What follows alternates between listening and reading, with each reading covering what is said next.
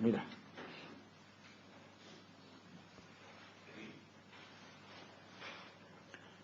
12장 8절에서 19절까지입니다. 12장 8절에서 19절, 12장 8절부터 같이 읽겠습니다. 우리가 오늘 여기에서는 각기 소견대로 하였거니와 너희가 거기에서는 그렇게 하지 말지니라. 너희가 너희 하나님 여호와께서 주시는 안식과 기업에 아직은 이르지 못하였거니와 너희가 요단을 건너 너희 하나님 여호와께서 너희에게 기업으로 주시는 땅에 거주하게 될 때, 또는 여호와께서 너희에게 너희 주위의 모든 대적을 이기게 하시고 너희에게 안식을 주사 너희를 평안히 거주하게 하실 때에, 너희는 너희의 하나님 여호와께서 자기 이름을 두시려고 택하실 그곳으로 내가 명령하는 것을 모두 가지고 갈지니, 곧 너희의 번제와 너희 희생과 너희의 십일조와 너희의 손의 거제와 너희가 여호와께서 원하시는 모든 아름다운 소문을 가져가고, 너희와 너희 자녀와 노비와 함께 너희 하나님 여호와 앞에서 즐거워할 것이요, 내 성중에는 레위인과도 그리할지니, 레위인은 너희 중에 분깃이나 기업이 없음이니라. 너는 삼가서 내게 보이는 아무 곳에서나 번제를 드리지 말고 오직 너희의 한 지파 중에 여호와께서 택하실 그곳에서 번제를 드리고, 또 내가 너에게 명령하는 모든 것을 거기서 행할지니라. 그러나 내 하나님 여호와께서 내게 주신 복을 따라 각 성에서 내 마음에 원하는 대로 가축을 잡아 그 고기를 먹을 수 있나니, 곧 정한 자나 부정한 자를 막론하고 도로나 사슴을 먹는 것 같이 먹으려니와, 오직 그 피는 먹지 말고 물같이 땅에 쏟을 것이며, 나는 곡식과 포도주와 기름의 11조와 내 소와 양의 처음 난 것과 내 소원을 갚는 예물과 내 낙한 예물과 내 손의 거제물은 내 각 성에서 먹지 말고 오직 내 하나님 여호와께서 택하실 곳에서 내 하나님 여호와 앞에서 너는 내 자녀와 노비와 성중에 거주하는 레위인과 함께 그것을 먹고 내 손으로 수고한 모든 일로 말미암아 내 하나님 여호와 앞에서 즐거워하되, 너는 삼가 내 땅에 거주하는 동안에 레위인을 저버리지 말지니라. 아멘. 성전과 예배가 중심이 되는 생활.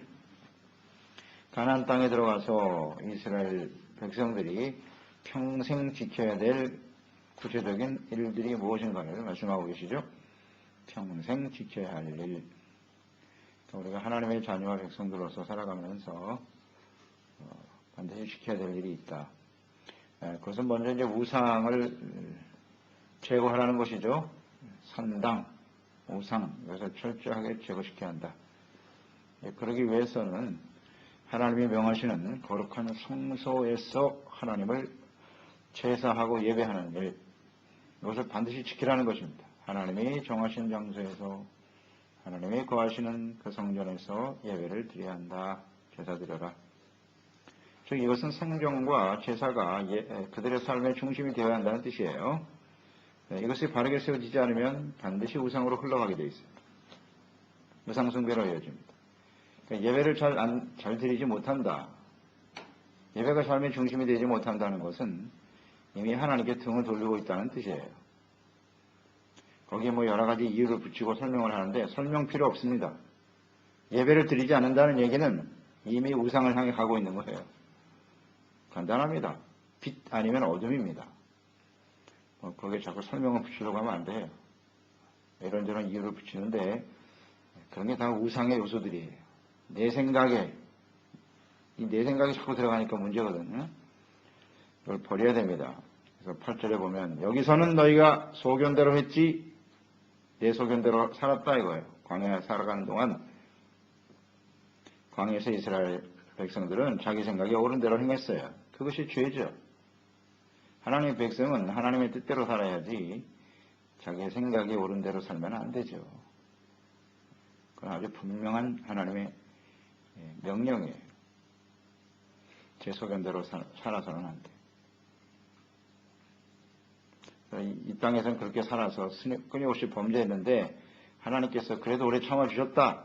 여기까지 왔는데 가나안 땅에 들어가서는 그렇게 하지 말라는 겁니다. 거기서는 하나님의 뜻대로 하라고 나와 있죠. 그렇게 하지 말라고. 근데 우리 소견대로 살면 안 돼요. 하나님, 자기의 뜻대로 섬기지 않으려면 항상 하나님의 말씀 앞에 깨어 있어야 되겠죠. 하나님의 성소에 나가서 하나님의 말씀 듣고 자기의 생각을 내려놓고, 그러니까 성소에서 예배 드리는 것이 가장 중요한 의미가 죄를 깨닫고 회개하는 거잖아요. 그러니까 죄의 핵심이 뭐냐? 죄의 핵심은 자기예요. 자기 소견대로 하는 게 다 죄예요. 그게 내가 옳은 대로, 내 뜻대로, 내 생각대로. 이게 우상숭배 아닙니까? 자기를 위하여, 자기 생각에 옳은 대로, 이런 게 다 우상입니다. 이런 게 죄고요. 근데 이걸 고백하는 시간이거든요. 하나님 앞에 나와서. 그러니 예배를 안 드리고 제사를 안 드린다는 얘기는 뭐예요? 제 소견대로 사는 겁니다. 그냥 내가 옳다고 여기는 대로 그냥 사는 거죠. 절대 그래서는 안 된다 강조하고 있습니다. 성전에서의 제사, 이것은 그들의 삶에 가장 우선순위가 되어야 하는 거예요. 그것이 곧 하나님의 나라와 의를 먼저 구하는 삶의 모습이겠죠. 10절에 보면 너희가 요단을 건너 기업으로, 하나님께서 기업으로 주시는 땅에 거주하게 될 때, 그때 이제 어떻게 살아가야 되냐에 대해서 말씀하고 있는 거죠. 대적도 물리쳐 이기게 하시고 너희에게 안식을 주사 너희를 평안히 거주하게 하실 때에, 이렇게 돼 있죠. 모든 대적을 이기게 하시고, 이것도 하나님이 하시는 일이죠. 그러니까 승리 이후에 안식이 찾아오는 거예요. 이거 아주 중요한 진리입니다. 승리하지 못하면 안식이 없어요. 그래서 하나님께서, 예수님께서 마지막 시대에 심판을 앞두고 교회들을 향해서 외치는 것이거든요. 이기는 자가 되라. 승리해야만 안식이 오는 거예요. 승리하는 자만 영원한 천국에서 안식을 누릴 수 있어요. 이 땅에서도 마찬가지죠. 이 영적 싸움에 우리가 승리할 때 안식이 찾아오는 거예요. 마귀한테 져서 패하면요, 마귀의 종이 되어 끌려다니는 거예요. 피곤한 인생이 되는 겁니다. 우리가 주님 안에 있을 때 참된 안식과 평안을 누리게 되는 거예요. 그 안식일 있잖아요. 그 안식일의 의미 중에 하나가 바로 이거거든요. 안식. 주님 앞에 나와서 죄를 이기고 세상을 이기고 승리할 때 안식이 찾아온다. 그 잘못된 모습들을 주님께 솔직히 고백하고 회개하고 용서받고 위롭다함을 얻을 때 우리는 거기서 안식을 얻게 되는 거죠. 자, 그때에 평안이 근데 평안이 찾아온단 말이에요. 안식은 평안이거든요. 거주하게 될 때 너희들이 지켜야 될 것이 있다. 이 모든 것이 하나님께로부터 주어지는 거죠. 자, 여호와께서 계속 강조하시죠. 그러니까 자기 소견대로 산다는 것과 하나님께서 우리에게 은혜로 주시는 인생은 완전히 달라요. 다릅니다. 자, 하나님께서 이 모든 것을 주신 것이기 때문에 어떻게 해야 되느냐. 하나님이 삶의 중심이 되도록 11절 11절에서 14절로 이어지죠. 하나님의 은혜에 감사하고, 그러니까 번제 드리고 속죄제 드리고 화목제물 드리고 11조 드리고, 하나님의 이름을 두시는 곳, 하나님이 정하신 성소에서 하나님께 드려라, 이렇게 되어 있어요. 평안하게 될 때에 하나님이 승리하게 하시고 안식을 주셨을 때, 그때 조심하라. 그때 더욱더 하나님 성소에서 하나님께 감사로 헌신하고 주님을 섬기는 사람이 되어야 합니다. 자, 우리 생각해 보세요. 우리의 삶이 힘들고 어려울 때 교회에 더 가까이 갑니까? 아니면 평안하고 모든 것이 풍족할 때 교회에 가까이 갑니까? 그 말씀이에요. 우리가 힘들고 어려울 때는 또 열심히 나가서 기도하고 예배드립니다. 그러나 모든 것이 채워지고 문제가 해결이 되고 기도할 제목이 없네. 그럼 교회를 떠나. 이게 참 어쩔 수 없는 하나님의 백성들의 완악하고 어리석은 모습이죠. 아니, 은혜를 받았으면 더 많이 하나님께 헌신하고 드려야 되는 거 아닌가? 그래야 되는 거 아니에요? 가장 기본적인 거거든요. 그런데 사람들이 그렇지가 않아요. 모든 것이 잘 되면 평안할 때, 그랬잖아요. 평안할 때 떠나요. 교회로부터 멀어져요. 살만하다는 거죠, 이제. 기도 안 해도 생활하는데 지장이 없다. 이걸 조심하라는 겁니다. 그래서 은혜 받은 그 모든 것이 하나님의 은혜로 된 것이기 때문에 더 많이 감사하고 하나님 교회를 중심으로 제사하는 삶이 되어야 하겠습니다.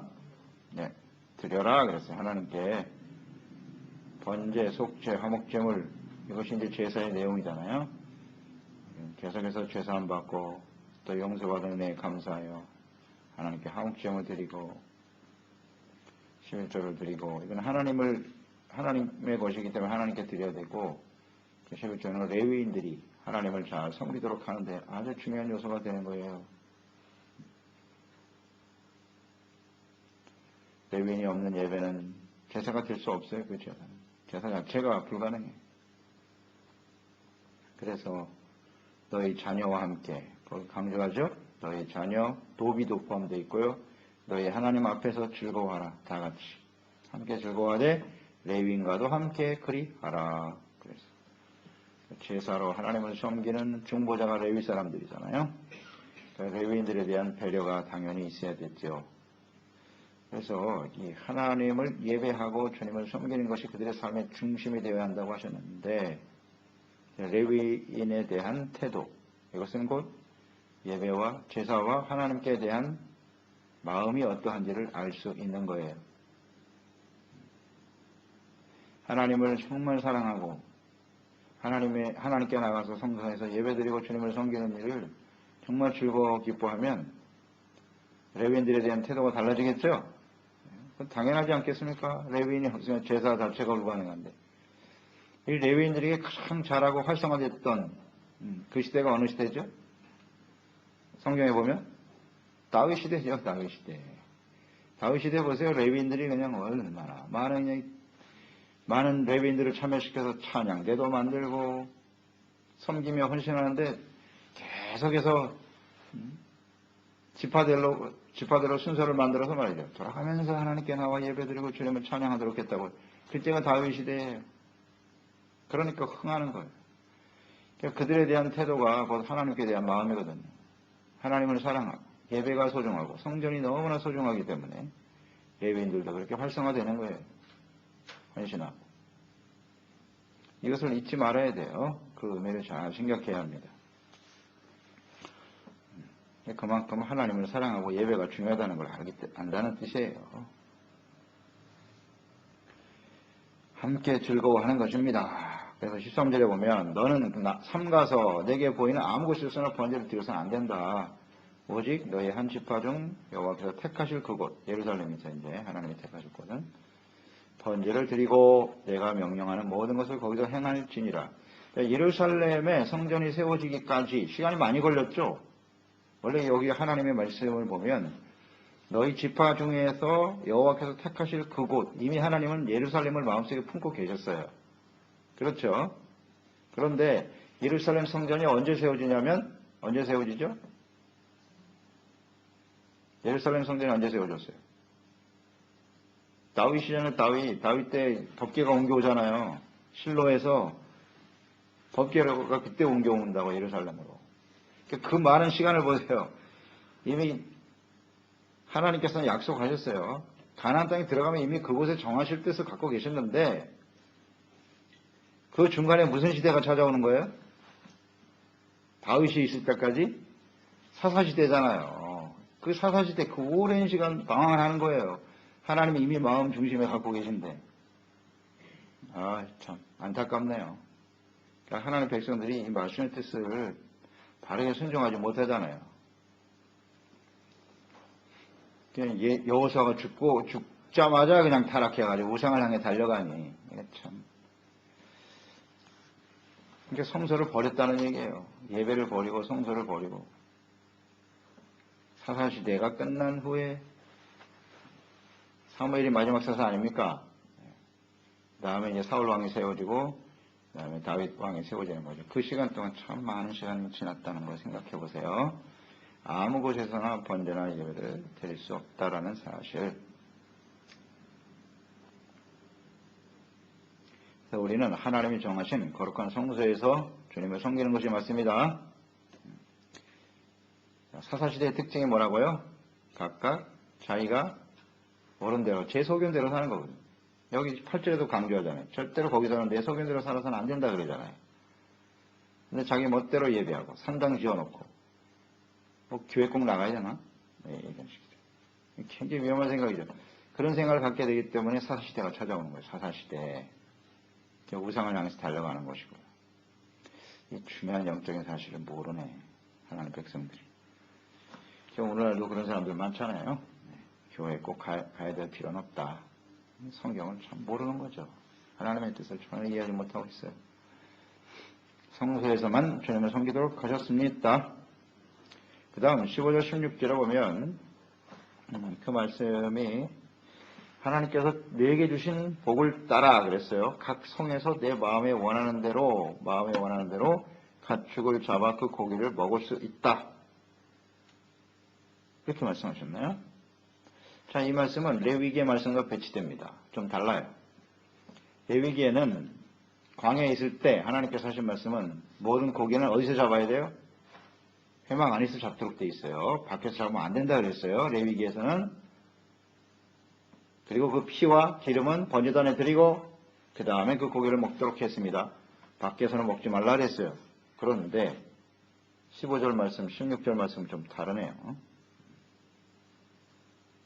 너희들이 각 성에서 먹을 수 있도록 허용되었습니다. 허용되었어요. 왜 그럴까요? 말씀이 갑자기 이렇게 달라지나요? 이것을 발견할 수 있어야 돼요. 레위기를 우리 묵상을 했기 때문에 이해가 되는 말씀입니다. 거기에 이제 주님께서 전제하신 것이 뭐냐면 여호와께서 내게 주신 복을 따라 이렇게 되어 있거든요. 하나님께서 가나안 땅에 들어가게 되면 지금 광야에서는 이스라엘 백성들이 성막을 중심으로 다 모여 있잖아요. 이렇게 하나로 모여 있는 상태고 가나안 땅에 가면 각 지파별로 이제 땅을 다 이렇게 나눠서 흩어진다고요. 넓은 지역에서 살아야 돼요. 그걸 전제로 하는 거죠. 그래서 그들이 성소에 와서 예배 드릴 때는 다 모여야 됩니다. 그런데 고기를 먹는 식용으로 고기를 먹는 일이 일상생활 아니에요. 식생활은 일상생활인데 그 고기를 먹기 위해서는 그럼 성전까지 와야 되느냐? 멀리 흩어져 있는 사람들이. 이게 문제가 있죠. 현실적으로. 그래서 하나님께서 이것을 허용하신 거예요. 허용하셨어요. 먹어도 된다. 식용 고기는. 제물은 그렇게 하면 안 되죠. 근데 식용은 먹을 수 있다. 자, 여기에 나타난 하나님의 뜻은 이런 것 같아요. 탄력적으로 규례를 수정하셨다라는 것을 우리가 보게 되는데 이게 현실적인 상황을 고려하신 것 같아요. 그리고 정말 깊은 뜻은 뭐냐면 이스라엘 백성들이 그 현실적인 상황을 이해하면서 만약에 이 규례를 어느 정도 탄력적으로 만들어 놓지 않으면 어떤 일이 벌어지는 거예요? 이스라엘 백성들이 하나님 앞에 실제로는 이 성소에까지 오기 싫어서 잡아먹을 거라고. 대부분의 사람들은 그래요. 이걸 잘 지키지 못할 거라는 얘기죠. 그래서 모두 흩어져 살아가는 사람들이 고기 하나 먹기 위해서 성소까지 와야 된단 말이에요. 엄청난 비용을 지불하면서. 사람들이 그렇게 할 사람이 몇 사람이나 있겠어요, 과연? 대부분 그냥 대충 자기가 잡아서 먹는 거야. 그런 거 어떻게 되는 거예요? 하나님 앞에 죄를 짓는 게 되는 거죠. 주님께서 이걸 원치 않으시는 거예요. 죄를 짓지 않도록 하기 위해서 현실적인 고려를 하여 탄력적으로 하나님의 규례를 다시 정해 놓으신 거예요. 이게 하나님의 마음이에요. 느낄 수 있습니까? 죄짓지 말라는 거예요. 죄짓지 말라는 거예요. 그래서 하나님이 허용하신 거죠. 다만 먹을 수 있대. 그 다음에 피는 먹지 말라는 겁니다. 피는 땅에 흘려버려라. 피라고 하는 것은 생명이죠. 생명의 주인은 하나님이시고 또 피는 속죄의 의미라고 그랬어요. 속죄고 또 피를 먹는 것은 당시에 이방인들이 가지고 있었던 아주 나쁜 습성이거든요. 그래서 이방인들은 제물을 드리고 그 피를 자신들이 마심으로써 그 피를 마심으로써 자신이 신과 같이 된다. 신과 연합된다. 이런 생각을 갖고 있었다고요. 그러니까 너희도 그걸 따라해서는 안 된다는 거예요. 그래서 피를 먹지 말라고 하신 거예요. 이것을 정해놓으셨죠. 하나님의 마음을 우리는 잘 이해할 수 있어요. 이스라엘 백성들이 현실적으로 볼 때 이 규례를 온전히 지키지 못하고 범죄하게 된다는 거죠. 이것이 참 안타까운 일이죠. 이런 비슷한 사례들이 성경에 있는데요. 사울이 요나단과 함께 전쟁에 임했을 때 말이죠. 요나단이 먼저 가서 블레셋진을 대적을 해치고 놀라운 승리를 만들어냈죠. 두 사람이 들어가가지고. 그걸 보고 이제 사울이 들어가서 싸우는데 명령을 내렸죠. 너희들이 전쟁을 할 때 절대 음식을 먹지 말라. 생각나십니까? 금식을 선포해버렸어요. 금식을 선포했어요. 그냥 나가 싸우는데 요나단은 그걸 몰랐죠. 그 먼저 들어가서 싸웠기 때문에. 그 뿔이 있는 걸 찍어 먹었잖아요. 그래서 큰 힘을 얻어서 다 물리칠 수 있었는데 너희들은 왜 음식을 먹지 않느냐? 아유, 사울 왕께서 명령을 내렸습니다. 그래서 금식하라고. 그런데 진짜 안 먹었느냐? 그렇지 않죠? 막 거기서 배가 고프니까 잡아서 먹었다고요. 피치 막 먹고 말이죠. 결국 죄를 졌다고. 왕이 잘못된 명령을 내리는 바람에 그냥 안타까워했죠. 요나단이. 야, 이 음식을 먹을 수 있었다면 더 많은 대적을 물리칠 수 있었을 텐데 안타까워했죠. 나중에 이제 심판이 벌어지잖아요. 내가 나의 명령을 어겼다고? 내 아들이라도 죽어야 돼. 무슨 소리 하십니까, 왕이요? 요나단 때문에 우리가 승리했는데. 그래서 이제 살려주는 사건이 있잖아요. 그러니까 잘못된 명령을 내리니까 그 명령을 때문에 사람들이 더 죄를 짓게 되는 거예요. 배가 고프니까 안 먹을 수는 없지. 전쟁하는 사람이 어떻게 안 먹고 전쟁을 합니까? 그 명령 자체가 그게 말이 안 되는 소리예요. 하나님은 그렇게 하시지 않는다는 거예요. 사울과 같지 않아요, 하나님은. 현실적인 고려를 하시고 죄를 짓지 말라. 다만 하나님의 마음 아시겠죠? 세상과 타협하라는 게 아니에요. 상황에 따라서 하나님의 말씀을 마음대로 그냥 자기 마음대로 적용하라는 게 아니고 주님의 말씀에 입각해서 주님을 바르게 섬기는 것, 말씀대로 순종하는 것이 얼마나 중요한가. 그러니까 하나님의 말씀이라고 하는 것은 현실과 전혀 상관이 없는 말씀이 아닙니다. 이걸 느낄 수 있죠? 하나님은 우리가 삶 속에서 충분히 지킬 수 있는 말씀을 하시는 거지 현실과 완전히 동떨어진 우리가 전혀 순종할 수 없는 그런 말씀을 주시진 않습니다. 아멘? 그런 뜻 아니에요? 하나님의 말씀은 충분히 우리가 지킬 수 있어요. 지킬 수 없는 것을 주시는 말씀이 아니에요. 다만 우리가 하나님께 대한 사랑과 하나님을 경외하는 태도가 없는 것이 문제지. 마음만 있으면 얼마든지 지킬 수 있는 것이 하나님의 규례고 명령이다. 느낄 수 있으시죠? 여기서 저는 아주 확신을 갖게 됐어요. 아, 그렇구나. 하나님은 우리가 지킬 수 있도록 해주시는 분이구나. 우리도 지키지도 못하는 말씀을 주시고 그래 너희들이 못 지킬 줄 알았어. 이 죄인들아 나의 심판을 받아라. 이게 하나님이신가? No. 아닙니다. 하나님의 사랑이 느껴지는 부분이죠. 17절로 19절에 보면 자 너희들이 식용으로 되는 고기는 그렇게 먹을 수 있지만 그러나 하나님께 드려진 제물, 화목제물, 속죄제물 반드시 성소에서 함께 나눠 먹으라고 되어 있는 거예요. 17절 19절 성소 하나님께 드린 제물은 그렇게 해서는 안 된다는 거죠. 특히 화목제물은 나눠 먹는 규례죠. 하나님께 드리고 백성들과 함께 예배 참석하는 사람들이 나눠 먹도록 되어 있어요. 근데 화목제물을 나누어 먹는다고 하는 의미는 단순히 음식을 먹는 게 아니라 그랬죠. 속죄제가 먼저고 그 다음에 화목제물인데 용서받고 하나님과 화목하고 그 은혜에 감사하여 그 감사의 은혜를 나누는 거죠. 그게 화목제물을 나누는 의미라 그랬어요. 여러분 레위기에서 생각나십니까? 그 화목제물을 먹되 며칠 동안 먹으라 그랬어요. 3일 안에 먹으라. 3일이 넘으면 태워버리라 그랬어요. 생각나시죠? 왜 그렇게 하셨다고요? 3일 동안 그 화목제물의 음식을 나누는 건 하나님의 은혜에 감사하는 은혜를 나누는 시간인데 그게 음식을 나누는 의미거든요. 근데 3일이 지나면 그냥 음식이 되는 거예요. 자신의 육체의 만족을 위해서 그냥 음식이 되는 거예요. 은혜는 사라지고 그냥 먹는 것만 되는 거죠. 음식만 되더라. 그런 건 피해라는 것. 그래서 3일이 지나면 화목제물은 더 이상 먹을 수 없도록 하셨다. 이게 하나님의 마음이잖아요. 사실 그렇잖아요, 우리가. 하나님의 나라는 먹고 마시는 게 아니라 그랬어요. 성령 안에서 의와 평강과 희락이라고 하셨거든요. 그러니까 주님의 은혜에 감사하는 마음으로 주님을 섬겨야지 먹고 마시는 것이 제사와 예배는 아니다. 이것을 분명히 하시겠다고. 그래서 기준을 정해놓으신 거죠. 그래서 이것은 곧 영적인 교제, 하나님의 은혜를 나누는 영적인 교제가 육체의 일이 되지 않도록 하라. 이렇게 정리하면 되겠죠. 그러니까 하나님 앞에 나와서 우리가 예배를 드리고 주님을 섬기는 것은 영적인 일이잖아요. 하나님의 은혜에 감사하는 일인데 이것이 자기 어떤 육체의 유익을 위한 예배가 돼서는 안 된다는 거예요. 그런 교제가 되지 말라는 거예요. 세상 사람들과의 교제는 혹시 그런 일이 있을 수 있어요. 이해관계에 따라서 사람들을 대할 수도 있지만 또 그렇게 해서도 안 되지만 하나님의 백성들은 무엇보다도 교회 안에서 우리 성도들의 교제는 이해관계의 교제가 돼서는 안 됩니다. 육체적인 교제가 돼서는 안 돼요.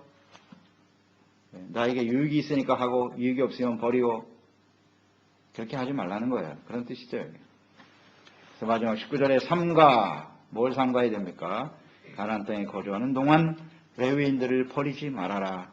왜? 레위인들에겐 기업이 없잖아요. 그러니까 레위인들을 저버리면 그러니까 레위인을 저버린다고 하는 건 무슨 뜻일까요? 예배가 사라지는 거죠. 예배, 혼자는 예배, 그러니까 제물을 드리고 하나님께 제사를 드려서 죄사함 받고 용서받고 은혜 받고 또 화목제물도 드리고 11조 드리고 이걸 드려야 레위인들이 바르게 하나님을 섬기면서 생활이 되는데 11조도 안 드려, 헌물도 안 드려, 제사도 안 드려 어떻게 하라는 거예요? 그럼 레위인들은 어떻게 되는 거예요 이제? 방황할 수밖에 없죠. 기업이 없으니까. 그냥 세상을 향해서 나가는 거라고 세상을 향해서.